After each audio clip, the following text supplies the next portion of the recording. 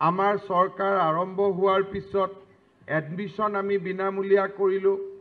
Class 8ৰ পৰা 12লৈকে আমি বিনামূলীয়া কিতাপ দিয়া আৰম্ভ কৰিলোঁ।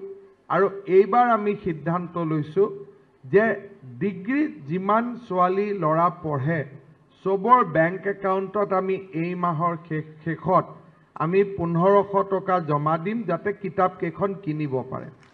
আৰু যিসকলে ইউনিভাৰ্চিটিত পঢ়ে তেওঁলোকক আমি চেষ্টা কৰিছোঁ যে আমি 2000 টকাকৈ তেওঁলোকৰ একাউণ্টত দিম।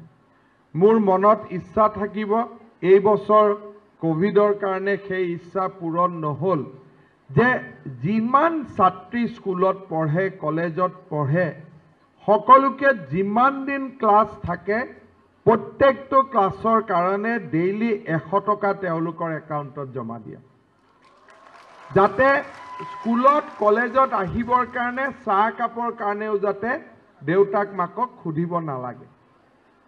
আজি আমি এটা পৰিকল্পনালৈ, এটা নিৰ্দিষ্ট পৰিকল্পনালৈ লাহে লাহে আমি আগবাঢ়িছোঁ।